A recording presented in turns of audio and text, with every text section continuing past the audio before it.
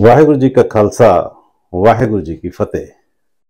Punjab Lions Singrauli ਦਾ channel ਦੇਖ ਰਹੇ ਮੇਰੇ ਸਾਰੇ ਬਜ਼ੁਰਗ ਭੈਣ ਭਰਾ ਅਤੇ ਬੱਚਿਆਂ ਸਾਰਿਆਂ ਨੂੰ ਮੇਰੀ ਪਿਆਰ ਭਰੀ ਸਤਿ ਸ੍ਰੀ ਅਕਾਲ। ਆਪਾਂ ਹਿੰਦੀ ਤੋਂ ਪੰਜਾਬੀ ਕਿਤਨਾ ਸਿੱਖੀਏ ਇਸ ਵਿਸ਼ੇ ਬਾਰੇ ਆਪਾਂ ਕਲਾਸਾਂ ਲਾਉਣ ਜਾ ਰਹੇ ਹਾਂ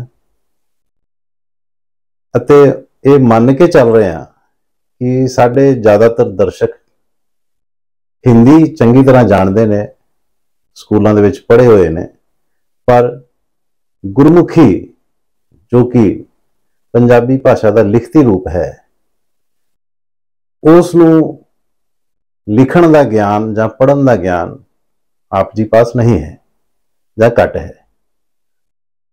सो साडियां जिहड़ियां क्लासां होणगियां इसे विचार के उपर आधारित ने ते आपां हिंदी तो गुरमुखी लिखण की कोशिश करांगे सीखण की।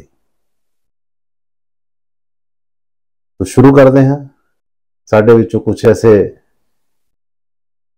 बच्चे होणगे जां वीर भैण होणगे जो पंजाबी बहुत अच्छी तरह नहीं समझ सकते ते हिंदी वो अच्छी तरह समझ सकते हैं। सो हिंदी तो पंजाबी सीखना हम आप शुरू करते हैं। जो हिंदी जानने वाले हमारे दर्शक हैं उनके लिए मैं बता दूं कि हम हिंदी से पंजाबी कैसे लिखनी है ये सीखेंगे और मैं जो ज़रूरी चीज़ें हैं वो हिंदी और पंजाबी दोनों में बता दूंगा आपको, तो आपको समझने में भी आसानी होगी और आप अच्छी तरह से सीख भी पाएंगे। तो शुरू करते हैं आज की क्लास। शुरू करने से पहले मैं इस बात को जरूर बताना चाहूंगा कि हर व्यक्ति के लिए अपनी मातृभाषा, मां बोली जिसको पंजाबी में कहा जाता है और अंग्रेजी में मदर टंग बोलते हैं, उसको सीखना बहुत जरूरी है। क्योंकि हम अपनी भावनाओं को जितने अच्छे और इफेक्टिव तरीके से अपनी मातृभाषा में, अपनी माँ बोली में, अपनी मदर टंग में बोल सकते हैं या दूसरे को समझा सकते हैं और किसी अन्य भाषा में नहीं समझा सकते। हम कितनी भी अंग्रेजी पढ़े हों लेकिन हम अंग्रेजी में अपनी भावनाओं की गहराई को नहीं समझा सकते। बता सकते हैं लेकिन समझा नहीं सकते। ठीक इसी तरह से जो पंजाबी भाषा से जुड़े हुए दर्शक हैं वो पंजाबी में जितनी अच्छी तरीके से अपनी बात को रख पाएंगे वो हिंदी में नहीं रख पाएंगे, वो सही शब्द उन्हें नहीं मिलेंगे। ऐसे ही हिंदी जिनकी मातृभाषा है उनके साथ भी यही लागू होता है। तो हर व्यक्ति को अपनी मातृभाषा सीखनी बहुत जरूरी है। तो जो वैसे शौकिया तौर पे भी पंजाबी सीखना चाहते हैं, लिखना पढ़ना, उनके लिए भी ये क्लास ठीक रहेगी। और जिनको अपनी मातृभाषा सीखनी है, गुरमुखी सीखनी है, पंजाबी सीखनी है, उनके लिए भी ये क्लास शुरू हो रही है। तो जैसे हम हिंदी में ओम गणेशाय नमः लिख के किसी चीज को शुरू करते हैं तो हम पंजाबी में लिखते हैं इक ओंकार सतगुर प्रसाद। तो पहले मैं वो लिख देता हूं। ये एक मंगलाचरण हो गया, हमारा शुरू करने का पहला स्टेप।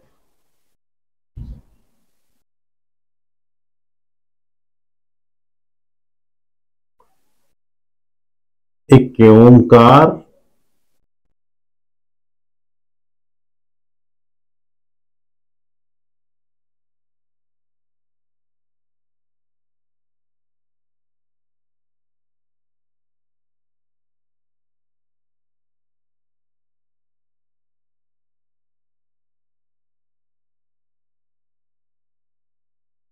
सतगुर प्रसाद। दोस्तों मैं भी पंजाबी या गुरमुखी लिखना पढ़ना मैं स्वयं से ही सीखा हूं। मैंने किसी क्लास को अटेंड नहीं किया है, ना मैं किसी स्कूल में पंजाबी सीखा हूं। तो मेरी राइटिंग थोड़ी हो सकता है अच्छी ना हो, लेकिन आपको समझ जरूर आएगी, इतना आपसे वादा है।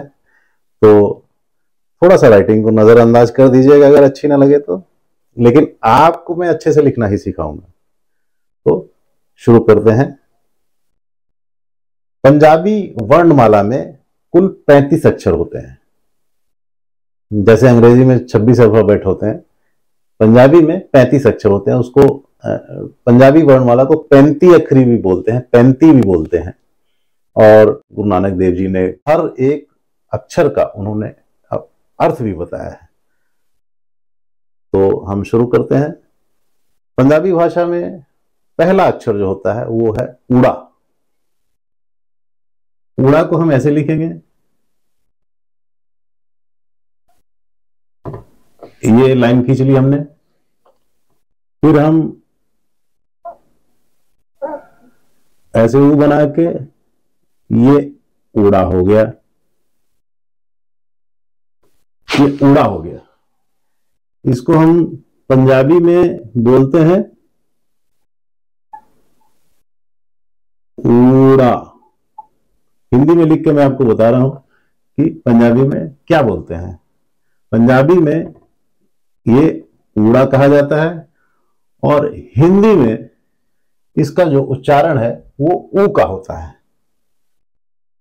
तो जहां ऊ का हमें इस्तेमाल करना है हिंदी में, वहां हम ऊड़ा का इस्तेमाल करते हैं। दूसरा अक्षर पंजाबी वर्णमाला में है एड़ा। एड़ा कुछ इस तरह से लिखा जाता है।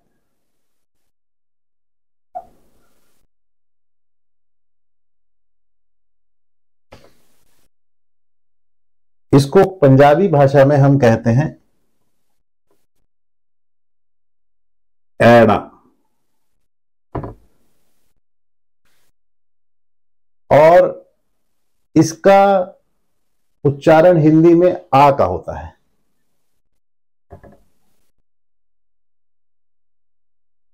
छोटा आ का उच्चारण।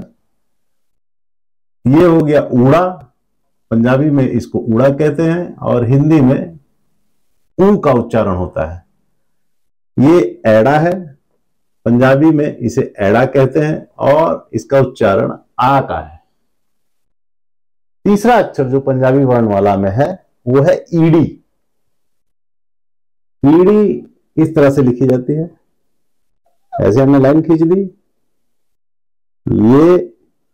ये हो गया और ये ईड़ी हो गई। इसको पंजाबी में हम लिखेंगे ईड़ी।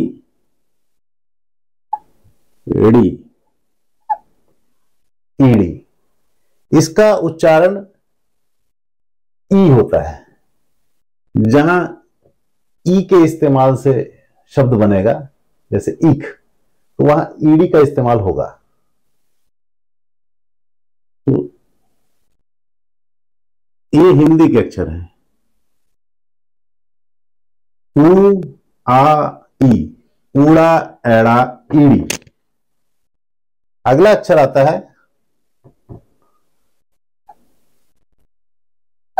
सस्सा। देखिए दोस्तों, ये जो सस्सा है हिंदी के मां की तरह है, एग्जैक्टली मां।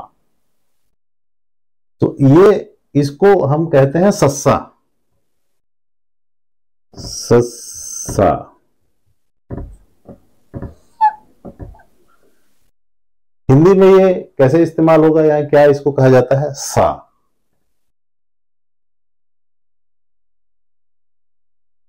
ठीक है। अब अगला अक्षर हा। हा हा। हा कैसे लिखेंगे? ऐसे आधा गा जैसे लिखते हैं, लेकिन इसकी ये रेखा जो है इस डंडे को नहीं छुएगी, इसमें गैप रहेगा।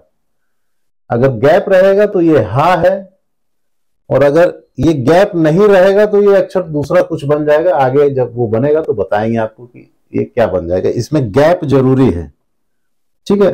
ये गैप आप थोड़ा ज्यादा भी रख सकते हैं, जैसे मैंने हल्का सा मिटा दिया। ये ज्यादा भी रख सकते हैं, थोड़ा कम भी रख सकते हैं, लेकिन ये गैप जरूरी है, तभी ये बनेगा हा हा।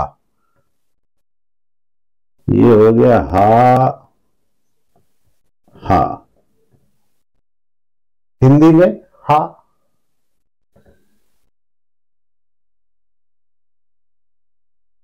तो देखिए दोस्तों, ये पहले 5 अक्षर जो पंजाबी वर्णमाला के हैं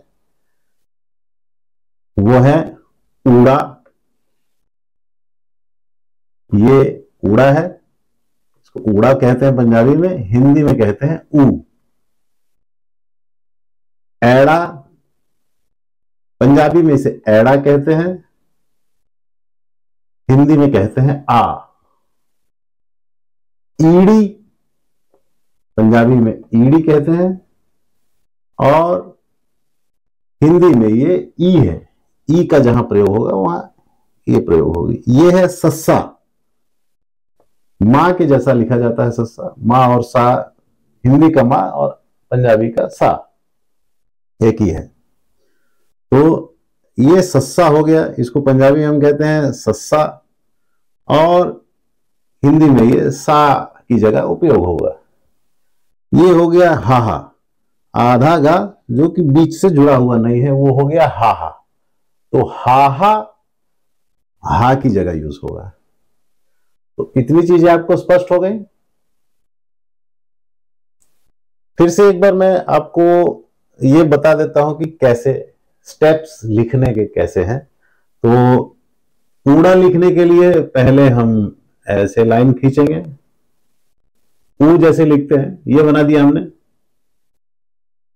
और ये इधर आ गया, ये हो गया ऊड़ा। ठीक है। अब ये है एड़ा, ये कैसे लिखना है? ये पहले ये छोटी सी लाइन ऊपर खींच ली, अब ये ऐसे कर लिया, अब ये इसकी बराबरी तक ऐसे ले गए, फिर ये हो गया आ एड़ा। ठीक है। ईड़ी कैसे लिखेंगे? ये लाइन हो गई, ये लाइन हो गई, ये लाइन हो गई, थोड़ा सा बीच में गैप छोड़ देंगे, थोड़ा चौड़ाई होनी चाहिए, और इसके नीचे ऐसे सी लिख देंगे अंग्रेजी की, ये ई बन गई, ईडी। अब सस्सा लिखना बहुत आसान है, जैसे हिंदी में मां लिखते हैं वैसे पंजाबी का सा हो गया सस्सा। और हा हा, हा हा लिखेंगे, ये लाइन हो गई ऊपर की, और ये आधा गा बीच में गैप छोड़ना है, ये हा हा हो गया। ठीक है, यहां तक आपको क्लियर हो गया? ऊड़ा एड़ा ईड़ी सस्सा हा हा। तो इसको आप लिखने की प्रैक्टिस करेंगे और अक्षरों की पहचान कर लीजिए। मेन यह है कि आपको अक्षर की अगर पहचान आ गई तो आप जैसे हिंदी लिखते हैं वैसे ही आप पंजाबी या गुरमुखी लिखना सीख जाएंगे, और आप आसानी से पंजाबी भाषा, गुरमुखी भाषा को लिख सकते हैं। और जब आप गुरमुखी लिखेंगे तो आप पंजाबी भी सीख जाएंगे। पंजाबी भाषा बोलने की भाषा है, और जब उसको लिखते हैं उस लिपि का नाम है गुरमुखी। जैसे हिंदी बोलने की भाषा है और लिपि का नाम है देवनागरी लिपि। ठीक है। इसी तरीके से पंजाबी बोलने की भाषा है और लिखते हैं गुरमुखी में। और गुरमुखी भाषा गुरु अंगद देव जी, जो दूसरे गुरु हैं सिख धर्म के, उन्होंने इस भाषा का, इस लिपि का आविष्कार किया। इससे पहले पंजाब क्षेत्र में एक भाषा प्रयोग की जाती थी लिखने के लिए, लंडा बोलते हैं उसको, और उस भाषा के अनुसार जो है कई शब्द जो है कंप्लीट नहीं होते थे, उसको सुधार किया गया और ये गुरुमुखी भाषा का आविष्कार किया गया। और गुरुमुखी से इसलिए कहा जाता है क्योंकि हमारे गुरुओं के मुंह से ये उच्चारित हुई और ये लिखित रूप में आई, इसलिए ये गुरुमुखी भाषा हो गई। पाकिस्तान के अंदर भी पंजाबी बोली जाती है। वहां जो पंजाबी लिखते हैं वो लिखित रूप उसका जो लिपि है उसको बोलते हैं शाहमुखी। वो उर्दू जैसे लिखी जाती है और बोलने में वो पंजाबी जैसे होती है। बोलने का स्वरूप दोनों का एक ही है। भारत के पंजाब में हम उसे गुरमुखी भाषा में लिखते हैं, यहाँ की कह लीजिए सिख उसे गुरमुखी भाषा में लिखते हैं, और पाकिस्तान में जो हमारे मुस्लिम भाई बहन हैं वो इस भाषा को, पंजाबी भाषा को शाहमुखी में लिखते हैं। तो यहां तक आपको कोई डाउट नहीं होगी, मुझे ऐसा यकीन है। और अगर डाउट हो तो वीडियो को फिर बैक करके देख लीजिए। अब इसकी अगली क्लास हम अगले स्टेप में रिकॉर्ड करते हैं।